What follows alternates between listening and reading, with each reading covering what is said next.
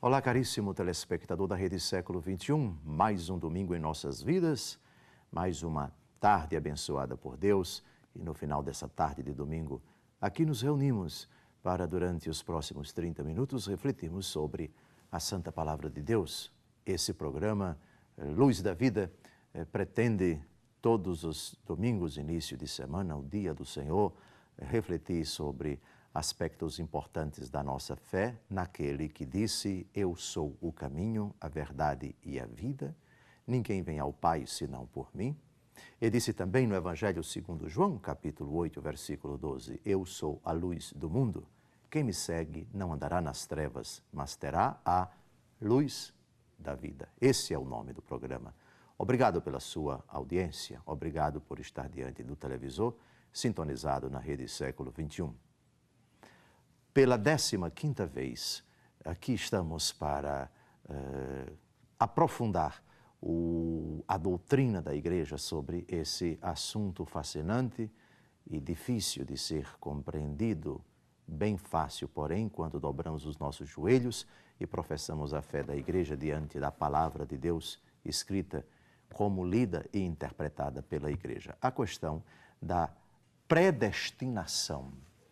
Deus, antes de criar o mundo, já sabe de tudo aquilo que será criado e já sabe de tudo aquilo que acontecerá no tempo.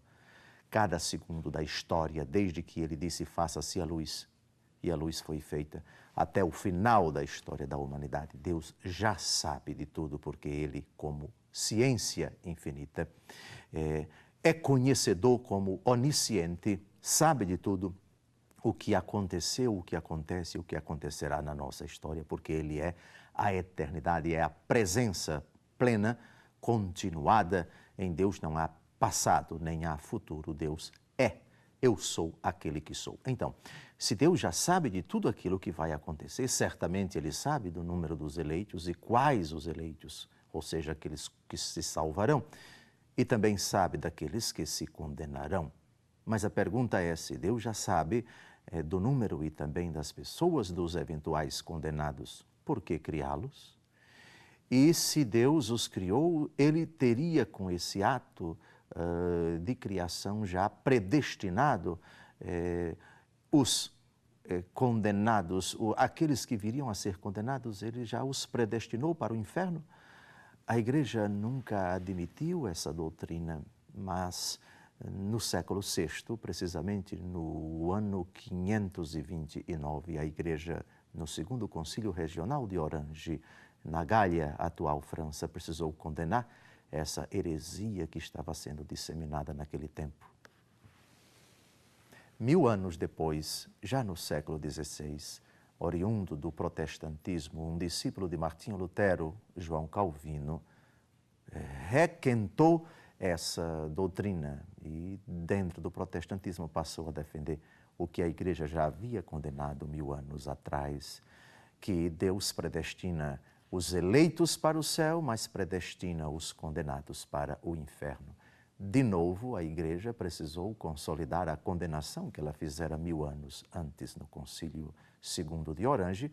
O Concílio de Trento condenou mais uma vez essa doutrina. 500 anos depois da origem do protestantismo, grande cisma do Ocidente com Martinho Lutero, 31 de outubro de 1517, ocasião que não traz nenhuma alegria, recordação que não traz nenhuma motivação para a Igreja Católica, mas é uma ocasião de consolidarmos a nossa doutrina diante desse erro que ainda é pregado nos dias de hoje com a Bíblia na mão. Em síntese, Deus não predestina ninguém para o inferno, estamos a provar isto, esquadrinhando textos das Escrituras, e essa é a 15ª vez que nós fazemos isto, e já estamos no Novo Testamento, e convido você, com a Bíblia na mão, um papel, uma caneta, se for o caso, para investigar esses textos, para simplesmente consolidar essa doutrina nítida, bíblica, católica, de que Deus só predestina as pessoas para o céu, porque Ele quer que todos se salvem e cheguem ao conhecimento da verdade. Muito bem, vamos agora ao apóstolo Paulo na segunda carta a Timóteo, capítulo 2, versículo 19. Continuemos a investigação de textos, agora já caminhando para o final, textos do Novo Testamento. Com a palavra, o apóstolo Paulo.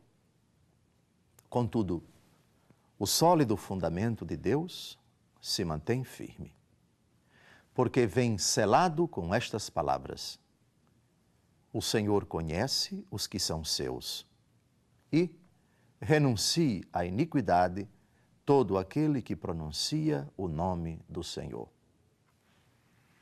O Senhor conhece os que são seus.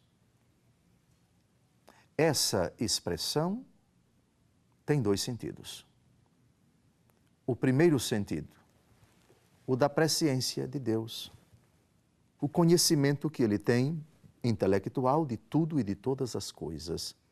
Antes que o mundo fosse criado, deve-se falar da presciência eterna de Deus. O conhecimento que Deus tem é tão eterno quanto o seu ser. Portanto, Deus sempre soube de tudo o que haveria de acontecer no tempo. Nesse sentido, Ele conhece. E seus, num primeiro sentido, Deus conhece tudo aquilo que procede dele. Os céus narram a glória de Deus, o firmamento anuncia a obra de suas mãos. Nesse sentido, num sentido bem amplo, tudo aquilo que Deus fez é seu. E Deus conhece aquilo que é seu. Mas o contexto do versículo que acabamos de citar não é nesse sentido tão amplo. Deus conhece os que são seus. E os homens podem ser de Deus, portanto seus, de duas formas. Enquanto criaturas, mas também enquanto íntimos de Deus. Vimos no encontro passado uma citação da 1 aos Coríntios, capítulo 8, versículo 3. Aquele que ama a Deus é conhecido por Ele. Vós sereis meus amigos se fizerdes o que eu vos mando. Nesse sentido, isto é, no sentido de que quem ama a Deus é conhecido por Ele, o verbo conhecer, nós vimos no programa passado, que tem dois significados. O primeiro, o intelectual, o segundo, de intimidade. Conhece a Deus quem o ama, 1 aos Coríntios, capítulo 8, versículo 3. E esse que ama a Deus é amado por Ele, é conhecido por Ele. É esse o sentido do versículo que nós acabamos de ouvir. Deus conhece aqueles que são seus. Deus sabe quem são os seus. Somos de Deus enquanto criaturas, nesse sentido, até o demônio é de Deus, não enquanto ser mau, porque Deus não fez nenhum ser mau. O demônio foi criado bom como os anjos bons, mas ele se rebelou por iniciativa dele. O demônio é de Deus enquanto criatura. Creio em Deus Pai Todo-Poderoso, Criador do céu e da terra e das coisas visíveis e invisíveis. Portanto, tudo o que Deus criou é dele. Mas o seu aqui é num outro sentido. Somos de Deus enquanto amigos dele, enquanto íntimos dele, enquanto participando da intimidade da vida dele, e a vida dele é santidade, e só quem é santo participa da vida de Deus, é de Deus no sentido estrito. Vós sois meus amigos se fizerdes o que eu vos mando, disse nosso Senhor Jesus Cristo. Esse conhecimento não é o conhecimento da presciência, é o conhecimento no sentido do verbo na segunda acepção do termo. Vimos no programa anterior que na Bíblia o verbo conhecer tem dois significados. O primeiro, o racional, o intelectual, não é o caso. Eu conheço aquela cidade, eu conheço aquele objeto, eu conheço aquela matéria, eu conheço fulano porque já me fui apresentado, etc. Não, mas no sentido de intimidade. É íntimo de Deus o santo, o que faz a vontade de Deus, o que não conserva o pecado no seu coração, o que faz a vontade de Deus. Deus conhece os seus. E aquele que está no pecado não é conhecido por Deus. Lembram de Mateus capítulo 7, de 22 a 23? Aquele que não faz a vontade do Pai que está nos céus é aquele que diz, Senhor, Senhor. Nem todo o que diz Senhor, Senhor entrará no reino dos céus, mas aquele que faz a vontade do Pai que está nos céus. E para esses que dizem Senhor, Senhor, mas não fazem a vontade do Pai, o Senhor Deus vai dizer no último dia, apartai-vos de mim, não vos conheço, vós operários maus. Como o Senhor não conhece? No sentido de intimidade. Isto é, vocês nunca permitiram que eu fizesse parte da intimidade de vocês, nem nunca vocês foram meus amigos. Vocês, operários maus, porque as disposições do coração de vocês foram disposições pecaminosas, porque o coração de vocês estava na podridão, estava no pecado, estava longe de mim. Pois bem, é extremamente importante que nós conectemos, que nós associemos todos esses textos abundantes, eu acho que mais de 60 ou 70 textos que já citamos e comentamos nesses 16 programas. Mas tem mais, ainda o apóstolo Paulo, para quem o tema da predestinação é muito caro. São Paulo é um dos autores mais citados nesses, espero, quase 20 programas que vamos fazer. Romanos, capítulo 11, versículo 2. Deus não repeliu o seu povo, que ele de antemão distinguiu. Desconheceis o que narra a Escritura no episódio de Elias, quando este se queixava de Israel a Deus. O povo de Deus de antemão foi distinguido ou distinto.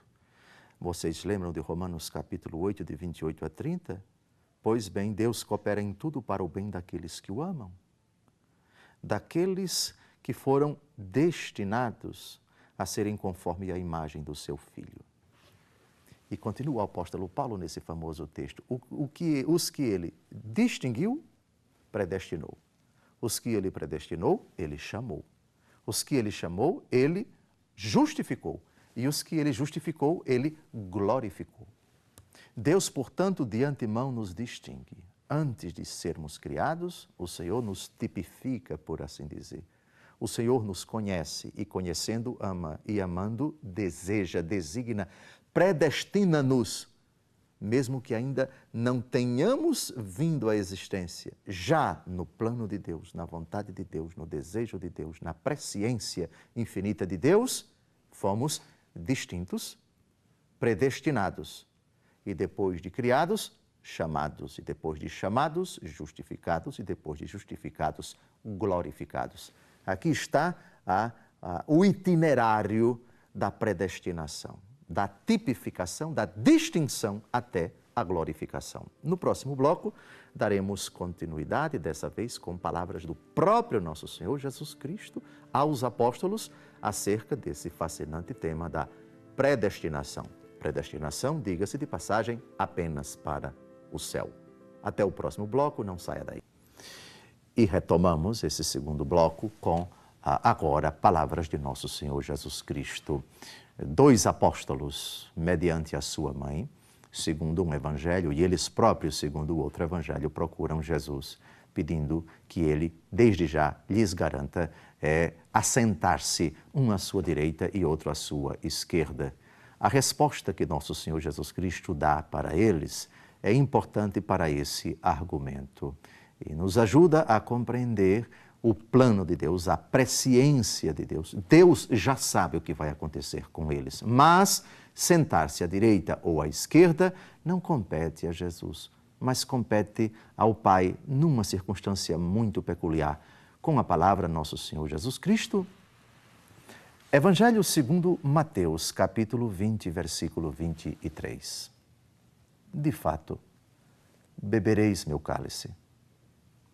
Quanto, porém, ao sentar-vos à minha direita ou à minha esquerda, isto não depende de mim vô-lo conceder. Esses lugares cabem àqueles aos quais meu Pai os reservou. Aqui, antes de tudo, uma coisa é o Verbo, que com o Pai e o Espírito Santo sabe de tudo, conhece tudo, pode tudo. Outra coisa é o Filho do Homem, o Verbo que se fez carne, cuja missão não comporta antecipar certas coisas, falar certas coisas, garantir antecipadamente certas coisas. Não cabe a mim, não no sentido de que Jesus não seja Deus. Deus é. Ele é Deus. Nosso grande Deus e Salvador, Tito, capítulo 2, versículo 13. Mas não fazia parte da sua missão revelar isto, garantir isto.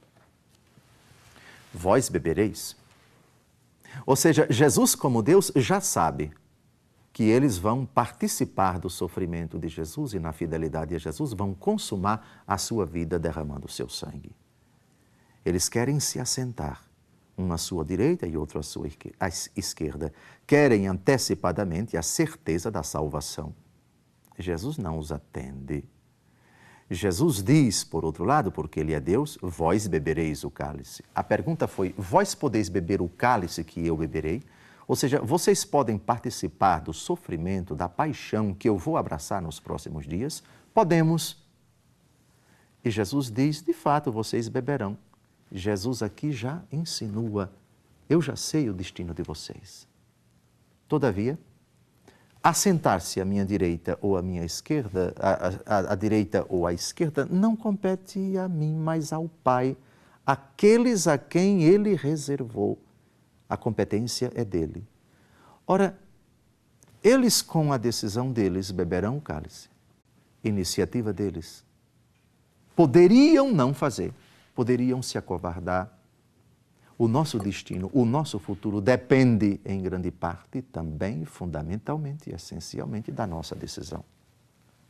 Sempre com a graça de Deus, quando aquilo que fizermos corresponder a Deus. Sem mim, nada podeis fazer. Sempre a graça de Deus que precede, que concorre e que nos ajuda a executar o seu plano. Somente quando pecamos é que a graça de Deus não nos ajuda, não nos socorre, não nos coadjuva. Isso é responsabilidade inteiramente nossa.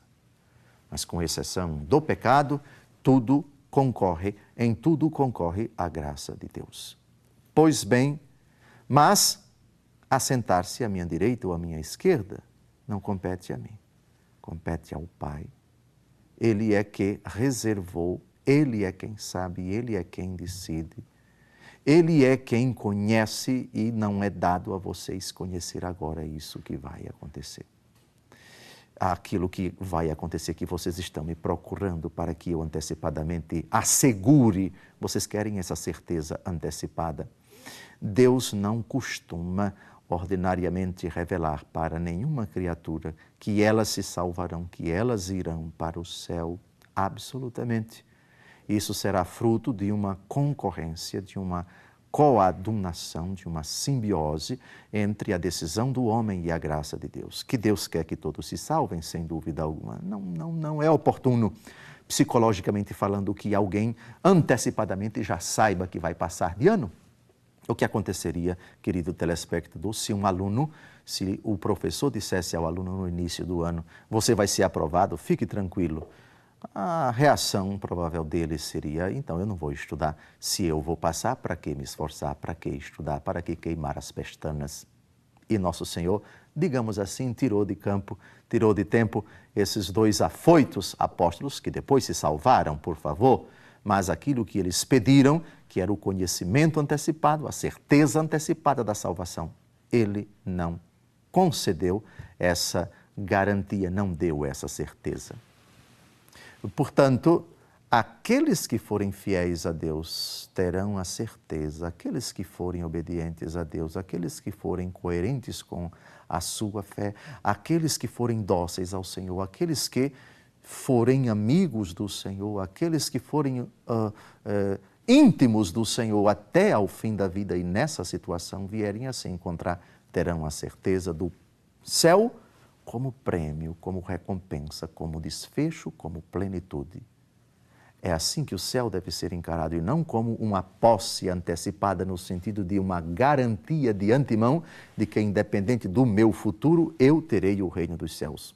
Não é isto. Deus já sabe do número dos eleitos. Deus conhece o número e também o nome de cada um dos que irão para o céu. Todavia, assentar-se à direita ou à esquerda não compete ao Cristo enquanto Verbo encarnado, mas àqueles a quem o Pai reservou. E a quem o Pai reservou? O Pai reserva em previsão dos méritos. E o Pai permite a condenação, não querendo, em previsão dos deméritos. Ou seja, Deus já sabe do número dos eleitos e do número dos condenados. Quanto aos que irão para o inferno, malgrado essa certeza antecipada de Deus, Ele os cria por amor e concorre com eles e oferece todas as condições para que eles se salvem. Se eles cometerem pecados, não será por falta do auxílio de Deus, mas por decisão deles. E se eles vierem a se condenar, será por consequência da decisão deles, do seu estado de pecado mortal na hora da morte, e não porque Deus os abandonou, e não porque Deus os excluiu, e não porque Deus não concedeu-lhes auxílios suficientes para a sua salvação. Sempre, porém, malgrado essa explicação, permanecerá um mistério abismal.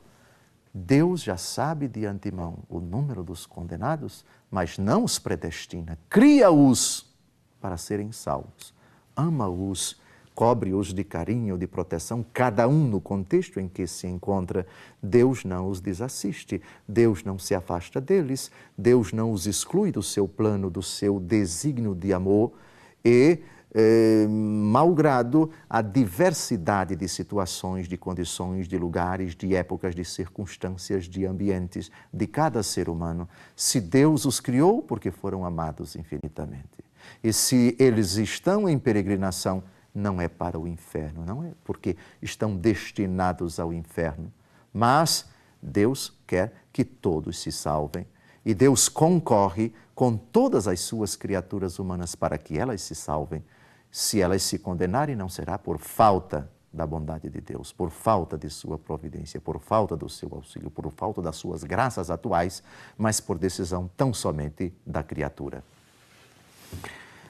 E, finalmente, um texto que eu quero introduzir já no final desse programa, para retomá-lo no programa que vem, porque aqui nós estamos no juízo final de nosso Senhor Jesus Cristo, nas palavras que Ele vai pronunciar, aqueles que estiverem à direita e aqueles que estiverem à esquerda.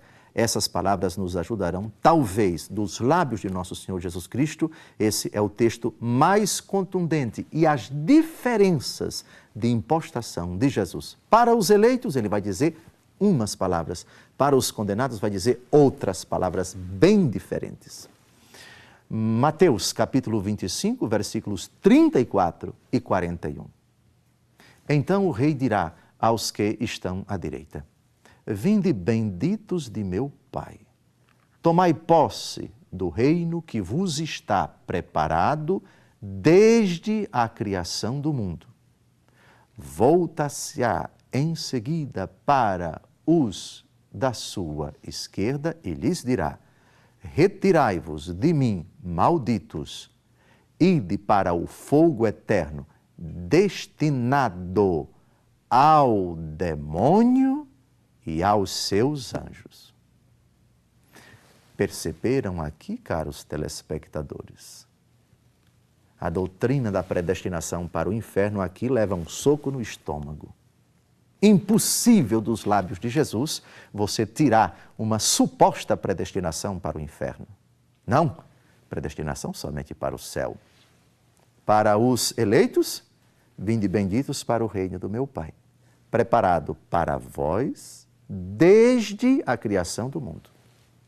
Deus só prepara o céu para quem quer que seja, para aqueles que Ele desejou que chegassem lá e os ajudou e concorreu com eles nesse sentido. Mas, para os que forem para o inferno, preparado para o demônio e os seus anjos. Deus não preparou o inferno para ninguém. Jesus acabou de dizer com todas as letras. E é esse texto que será o primeiro a ser exposto na próxima semana, dando continuidade a essa longa investigação sobre a doutrina da predestinação, que, repito, na Bíblia e na doutrina da Igreja, é apenas para o céu, jamais para o inferno. Uma santa semana e até o próximo domingo, se Deus quiser.